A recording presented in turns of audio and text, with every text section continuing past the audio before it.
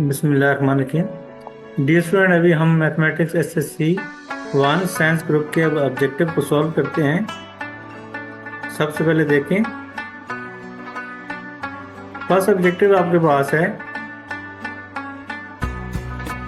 16 की पावर 1/2। तो 16 क्या आपके पास होता है 4 की पावर 2 होता है, और उसकी पावर आप क्या ले लेंगे 1/2।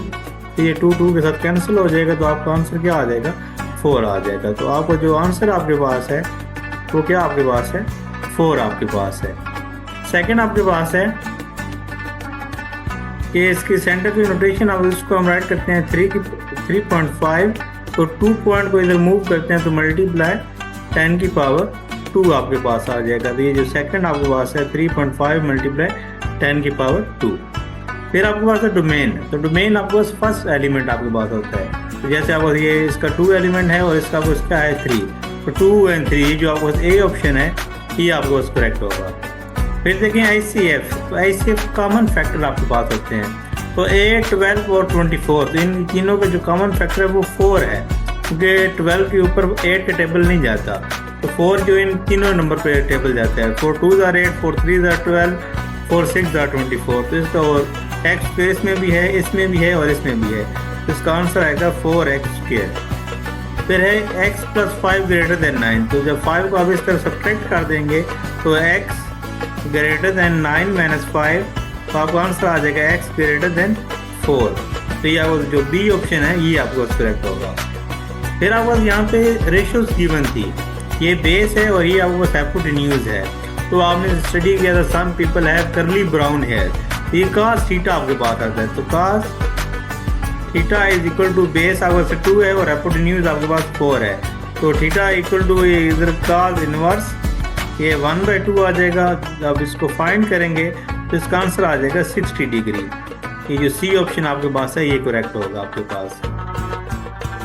फिर आपके पास है a ship move from A to B on the bearing of 90 degree. तो आपने स्टडी किया था कि जो बेरिंग आपके पास होता है हम यहाँ नॉर्थ से स्टार्ट करते हैं। तो नॉर्थ से आपका 0 होता है। तो 90 कहाँ पे आपको आ जाएगा यहाँ ईस्ट पे। तो ये आपका कितना बेरिंग बनता है 90 डिग्री। तो इसका आंसर क्या आ जाएगा ईस्ट। फिर है 2 polygon are similar if they have equal corresponding angle. जब उनके करस्पॉन्डिंग एंगल इक्वल आ जाते हैं तो आपस में सिमिलर ट्रायंगल होती हैं। अगर इक्वल एरिया आ जाए, साइज इक्वल आ जाए तो उसको हम कॉन्ग्रुएंट कहते थे। तो ये जो सी ऑप्शन है ये करेक्ट होगा। फिर कहते हैं फंडामेंटल ट्रिग्नोमेट्रिक आइडेंटिटी। तो ये आपने स्टडी भी किया था sin² थीटा + cos² थीटा = 1 की इक्वल आपके पास आ जाएगा। The angle bisector of triangle are congruent at the. तो ये आपने स्टडी किए थे एंगल बाइसेक्टर, परपेंडिकुलर बाइसेक्टर और मीडियन आपने स्टडी किए तो डिफरेंट उनकी टाइप्स थी। तो ये जिसका आंसर क्या आता है इन सेंटर आपके पास आता है। फिर आपका the exterior angle of regular polygon is 36।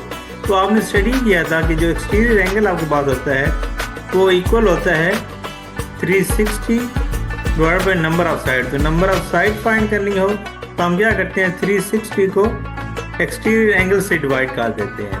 तो 360 को 36 से डिवाइड करें, 360 / 36।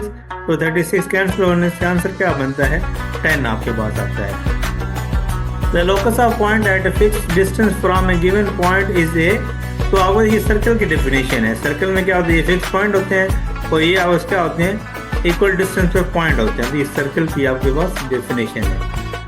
There is the motor class in the group frequency distribution in the class with highest frequency जो होती है उसको हम मॉडल क्लास लेते थे।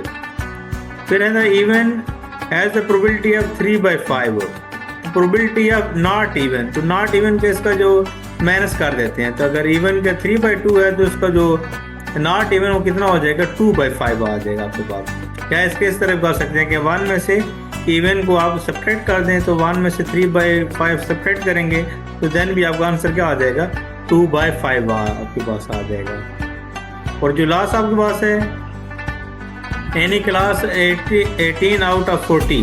तो ये आपका आंसर है 18 आउट ऑफ 40 आपको पूछ रहा है the relative frequency of grade A. तो ग्रेड ए 18 स्टूडेंट है, कितने में से 40 में से।